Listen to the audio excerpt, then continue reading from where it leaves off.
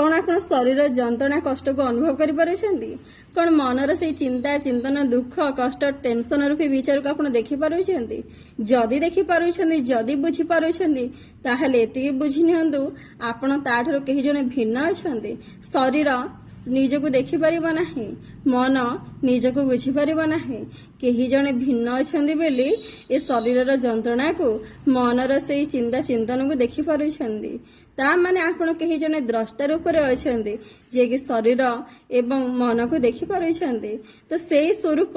होइछंदी आपण किंतु निजको जितेबाला शरीर बोली ज्ञान कर दौरान शरीर दुख कष्ट जंत्रणा को निजर बोली ज्ञान कर दौरान तो से आपण कौन होती ना डिप्रेशन को चली जाउछंदी एवं सही न पारी आत्महत्या जदि एतिकी बुझी पारंदे ये शरीर